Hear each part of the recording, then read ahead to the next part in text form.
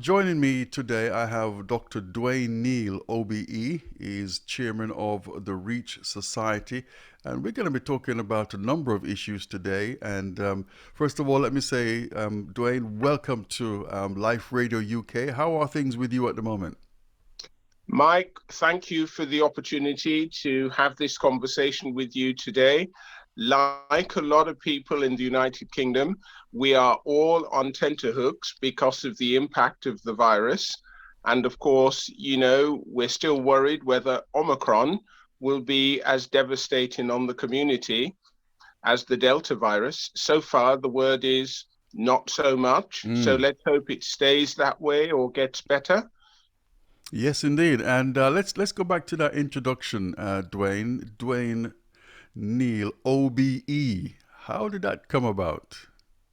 Thank you for asking. I was the most surprised person in the world when I was approached at the start of 2019 by an unidentified person from the Cabinet Office who basically asked the question, we're minded to offer you this. Would you accept it? I immediately thought it was one of my friends pulling my leg. And I basically, not quite utter an expletive, but I told them, please don't waste my time. I've got lots of things to do. And he said, no, no, no, this isn't a wind up. And I said, where's the proof? And he said, well, if you will, we will write to you. And that really was the confirmation that yes, I was being considered for that. And the process basically led to me informing them that yes, it is an award I would accept. And it would appear it's for services to the African Caribbean community in the UK. Because from the conversation with this person, it seemed that they had collated a lot of information about things that I've been doing going back to 1979 when I started volunteering in the Association for Black Education Advance, an organization my mother founded while I was at university. And what I can tell you, Mike, is in the 40 plus years since 79, I have never stopped volunteering in one form or another. And my bio lists most of those things. I've been a school governor. I've been a governor at University of Hertfordshire. I've been involved in the OCPA in terms of public appointments. Friends and I have developed the British Caribbean Junior Chamber of Commerce, and so on and so forth. And I guess what they had done is pulled all that together and nominated me for an award. I knew nothing about how the process worked until somebody contacted me. So I spoke to my wife and I said, ouch, how does something like this happen? And she said, what are you going to do? And I said, okay, I have no problem with accepting the award because it appears to be acknowledging many of the voluntary work I've been doing over the decades. Mm. So that, in my case, is how it all happened. But if I'm honest with you, Mike, it's not something I've ever given any prior thought to. My attitude is, how can I be of use to our community to help it to be more robust? That is still my attitude today. And I guess that the surprise is that what you were doing, you weren't looking at any ulterior motive. You were just doing it because that's what you felt compelled to do or inspired to do. So it was just a Mike, natural thing. you are spot on because I see myself squarely the product of the Black community in the UK. I feel I am the product of all the hard work my parents have put in to guide myself and five siblings. I feel that I have been fortunate because I've taken the many opportunities to develop myself. Um, and life has been good to me. There are lots of people who've been as successful as I have been, but I've used education to access employment and I have earned at a very good rate. I've used the knowledge gained through the workplace to start my own management consultancy and ran that for 15 years very successfully, made a lot of money. So I can tell you, Mike, I'm in the happy position of being entirely debt free. And so I'm able to do more to contribute to the community because myself, my wife, my family have all been provided for. Let's jump on to something else, because you're not only blessed once, you're blessed twice, because your work with Reach Society, that organization has also been recognized at the highest level with the Queens Award for Voluntary Services. So tell us a little bit about that award Yes, aspect of it. you're absolutely right about the QAVS for each society, Mike. That award was won in 2017, and it was won because I was introduced to the Lord Lieutenant of Greater London, and by virtue of that conversation with him, I realized that there was an opportunity to congratulate my colleagues who were part and parcel of the founding of Reach Society and the developing of Reach Society since 2010. So I basically worked with another colleague to submit an application for the society to be considered for the Queen's Award for Voluntary Service. And I think it took just over 12 months for the application to be successful. So when the QAVS was confirmed, I basically said to the guys, this is the public thank you all deserve, because we have been working consistently to add value to our community. So, enjoy it for that. It shows that publicly it is being seen and recognized. I'm hearing a word there, Dwain, of volunteering. That seems to me a key part of the work that you're doing, and I think could be an example to others. Tell us about volunteering, the benefits of volunteering from what you can see. That's a very interesting question. And really, I guess the most appropriate way of talking about volunteering is to start by putting an important word into this response. And that important word is compassion. And I believe that I learned the meaning of compassion at home because I saw my mother and my father assisting a lot of members of the Black community, many of whom who could barely read, many of whom who could barely count. These were that early stage of Windrush migrants who were hoping for a better life, but didn't have all the tools to make use of the opportunities here. And my mother and father were happy to assist them. Some of those people they knew from Jamaica before coming here. So I learned compassion at home. And as I did well in school, went on to university, and started a good job with Shell Chemicals International, I felt the desire to also reach out and assist others in our community. To use a John Major phrase, wherever I looked around the Black community, I saw fault lines. And because of those fault lines, I felt moved to trying to do something about it. And that is where my volunteering comes from. Compassion for the people in our community who are not doing as well, who are suffering, sometimes through faults of their own, but in many, many cases through no fault of their own. And those of us who are in the position to look after ourselves and have robust lives should, I believe, spend a little time trying to reach out to help others. There are many people I have met who have done as well as myself, and in many cases better, but because their level of compassion is so low, they see no desire or need to help others. That is a personal choice. Mm. But I believe at the heart of volunteering is compassion. That is so true, because my understanding of that word is that feeling you have when you see something or someone in need, and you cannot proceed, you cannot move on until you've done your part to help relieve, Correct. that person's need. My word, that's such an important lesson. I'm speaking here to Dr. Dwain Neil OBE.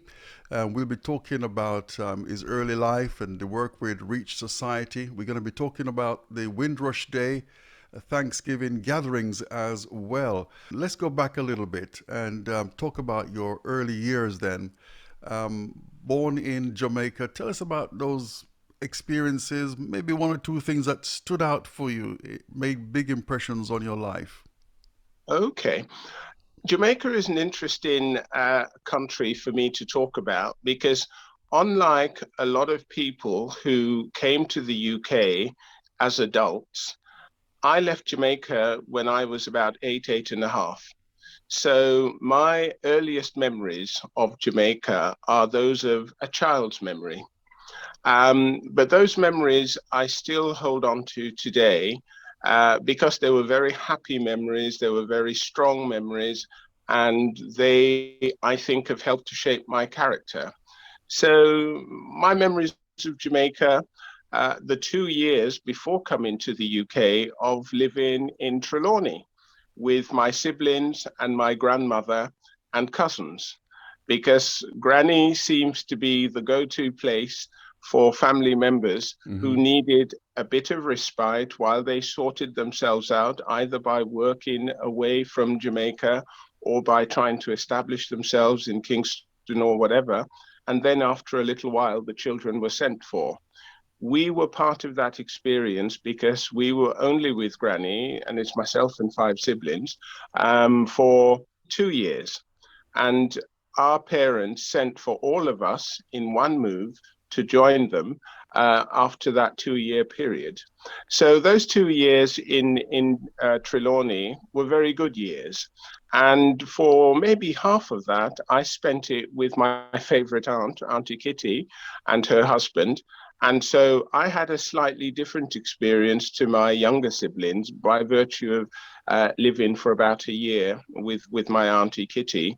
This was another part of Trelawney in a place known as Stetton. But prior to those 2 years in Trelawney, I grew up in Kingston. And I don't have many names to put to places in Kingston, but I do have solid memories of playground experiences. I have a scar over my eye, my left eye, from running and laughing and enjoying a playground experience with at least a friend of mine. And I was running away and laughing and didn't see the door opening in front Ooh. of me. And bashed my the eyelid on that door, and I do remember it because I bawled my eyes out until my mum came to collect me from school. But those are wonderful experiences. Another abiding experience of Kingston is driving a bus, because my father was a policeman in Kingston, and he knew a lot of people. And there was a good friend of his who was a bus driver. So if he was driving the bus that I caught to go to school, and I think I had either my father or my mother with me at the time, he would allow me to go up front and hold on to the bar next door to where he was sitting. And so I could pretend I was driving the bus with him. That's all And right. that was a wonderful experience because it Abs- happened several times. those are great memories, and Yeah. as you say, they help to shape you. And was Grandma a church person? Did you used to go to church with her? Grandma was a religious person, but Hmm. unlike many families around us, she didn't insist that we should all go to church, religiously every Sunday. We did go to church a few times, but Grandma was very pragmatic about that. What was important for her is that the children were safe and that the children were happy. And yes, we did go to some Sunday school experiences, not only in Jamaica, but also in the UK. But, it was the pragmatism of doing chores. One of the things I remember, because I was one of the oldest children with Granny at the time, was my job every morning was to use the pail go down to the well, which seemed like a long way then, but it couldn't have been too far from the kitchen, because we had a detached kitchen from the main house where we all slept and so forth, to fill the bucket from the well, bring it up, and top up the butt, which was right next door to the kitchen. And that was my persistent job, being the biggest, as they say, Mhm. of the children with Granny.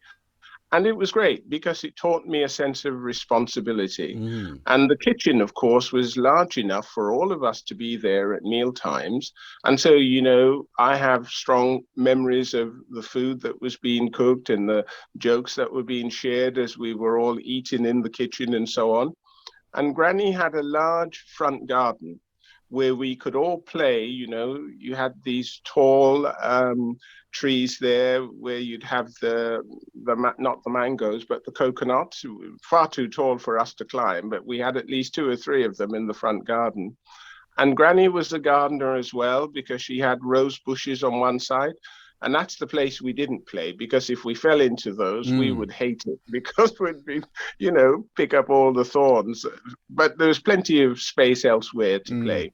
And those were happy memories of just playing in the front garden of Granny. But, Trelawney, specifically Warsaw, was just a tiny little village, and we could see virtually all the houses on both sides of the road that went down the middle. It wasn't very big at all, and so we knew many of the children who lived in the village, and the school that I attended literally was just behind the house. Right. We walked through Granny's land, Hmm. and as soon as we emerged from that, it was the back gate to the school. So very small, very idyllic, and we loved it. Well, let's come up. Let's come up then. Let's do that familiar journey that so many of us have done. Parents went ahead of us, and then we came along a bit later. You arrived in the UK. What was that like for you? Um, I think I should start by saying how we got to the UK. Mm. My father had a very good friend who we only saw during the journey and probably once after that, and then she found her own way in the United Kingdom. And that lady was the adult that traveled with us. And so she oversaw our safety, and we flew. We flew from Kingston through to London.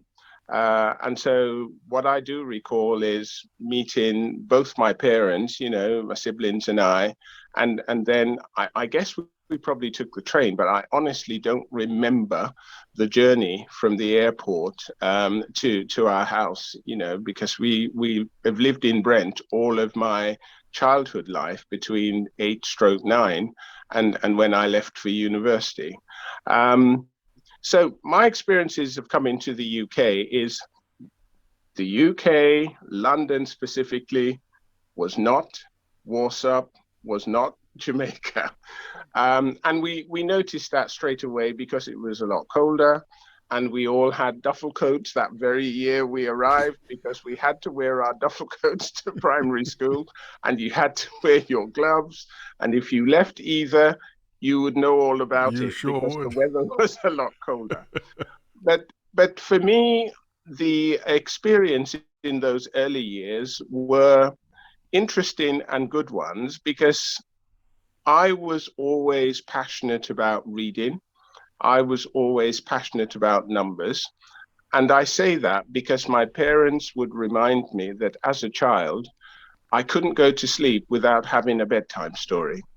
So whether it was Thomas the Tank, whether it was the Anansi story, whether it was a fairy story, I needed a bedtime story before I could go off to sleep.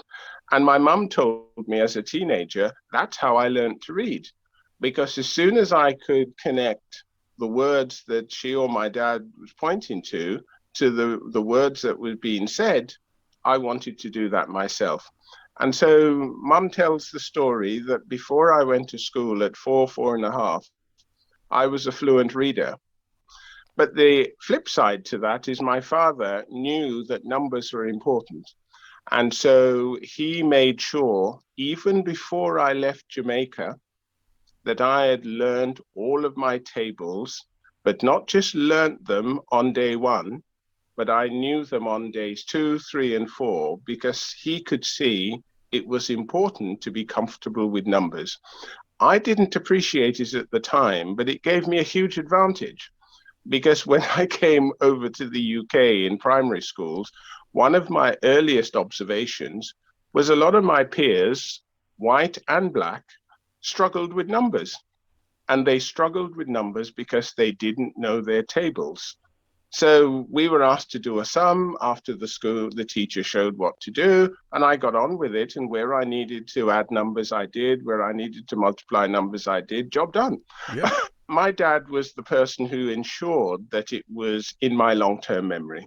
And if I have a strong memory as a child of being upset, is my dad saying, okay, you've learnt it today, and no warning, the following day, he asked me to repeat them. Wow. And if I couldn't repeat them correctly, I would have to go through them again. And I would get upset at that. And my mum would come to rescue me because when I think about it, must have been under 6 when I was learning all my tables. But my dad knew the importance. I didn't. And, series of times I was rescued because I was getting upset, but I remembered them. And once they'd got in, I knew I had something which would serve me well and did serve me well throughout the whole of my education. Yes, I'm talking here to Dwain Neil, and he's the chairman of the Reach Society, doing a marvelous work for young people. We're going to be talking about that. But talk to me a little bit more about moving on from, early days and going to secondary school, university, and so on. Yeah, I enjoyed learning, as I said to you. So I was 2 years in primary school, and then I went on to secondary school. As it turned out, I went to a secondary modern school for the first 2 years of my education. Don't ask me why that was, because I knew I was always one of the better students in my class. And when I did ask my mother, how is it that I went to a secondary modern school and not a grammar school? She said, you were discriminated against by your primary school. And I said, what does that mean? And she said, do you remember that day you came home and you were bawling your eyes out because you were the only child in third year 1 that was put into fourth year 2 at the end of that year, the start of the next year? And I said, yes. And she said, that was when you were discriminated against. What had happened is that my parents wanted me to go on to an independent school. And they approached the school and said, we would like our son, because we can see he's very capable, to go on to a school where he would have the opportunity to develop himself fully. The head teacher heard their ambition, but didn't support their view. And so the school decided, in their wisdom, to put me into fourth year 2 for my final year of primary school. What that meant back then, in the late 60s, is that I was no longer eligible to take the 11 plus, because it was only the children in fourth year 1 who could take it. I only worked all of that out after having the conversation with my mother about being dropped into a lower class. However, as my mum was very, what should I say, she had a faith in the future that the Lord will provide, my secondary modern school and the local grammar school merged. And so for my third year, I found myself in one of the 3 top classes in the third year. And that was the turning point for the launch pad of my secondary education. And, as a result of that, I found myself very quickly rising to the top 5 in a class of at least 30 children. And that was my position consistently right through to my GCSEs. And I easily had more GCSE, or back then there were O levels, than my peers. I left secondary school with 13 O levels, because basically everything I took, I passed, and passed with a good grade. And because I was a student who loved science, I turned my O levels into three A levels: physics, chemistry, maths. But it wasn't just maths on its own, it was pure maths with statistics. And our maths teacher said, "You've not done statistics before." This was to the class. "So we will put you in for the O level just to give you a taste of what that exam was like." And all of us passed. So that added the extra O Mm. level to my clutch. And of course, I got my A levels and I got a place to do physics and chemistry at Manchester University, which I thoroughly enjoyed.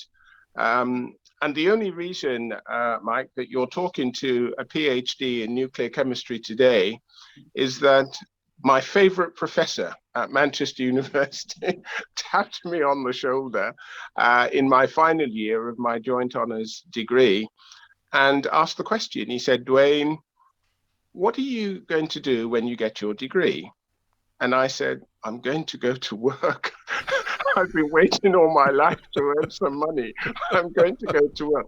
And, you know, Professor Bill Newton was almost like a second father to me. He turned to me and he said, "I get that. You've got your whole life to work. Have you thought about doing research?" And I would say to you, Mike, I had not thought about doing postgrad of any kind. But because I respected him, I thought about it and decided I would take him up on his offer. So a couple of days later, I went back to him and I said, "Okay, I'll get my degree and then we'll talk about postgrad in your department." That was how I got onto the PhD course and thoroughly enjoyed it. And, you know, my mother did not give me my PhD thesis back for at least 2 years because she was so proud of her son, the doctor. All our friends that came round, she was happy to show them. "This is my son's book. I can't tell you what it's about, but I just want you to see it." I love that. She was so proud because, you know, she and my dad, and by then my dad had passed away quite a long time now, had this ambition for all of us. And I say what I say, Mike, because we're a family, siblings, six siblings. Five of us have degrees, two of us have PhDs, and just one, my big sister, doesn't have a degree. But that's because when she arrived in the UK, she was possibly just too old to benefit from the education system. But to her credit, she went into the secretarial side and never had a day of worklessness in her life. Mm. So, despite not having a degree, she did all right for Yes, herself. yes. Yeah. I'm reflecting, Dwayne, on the fact that someone just asking you a question, you know, caused a thought to occur, and look where it's led you to right now. You were ready to go out and work, and look at what's Yeah. happened. And do you know, Mike, it's an important observation you make. One of the things I've learned about myself over the decades, you know, and I say to my children or young people when I'm doing workshops with them, um, I have used connections that I've made from very innocuous things to reflect. And those reflections have helped me to take decisions which have turned out to be very important. Um, and that is just part of my nature. When I went on a training course as a young manager in Shell International Chemicals, I worked out from one of the exercises that I am a natural reflector. I will reflect on my observations, my experiences, but this is a really exciting part: the observations of other people's experiences as well. And by being a reflector, I continue to learn from everything that's going on around me. Some people describe that as learning by osmosis. And I think that is a wonderful way to be if you're not going to miss too much of what's going on around you. I want to thank my esteemed, I'm putting that word there, my esteemed guest, Dr. Dwain Neil OBE. Thank you very much indeed, sir, for your contribution to us today. And we wish you all the very best in your future work.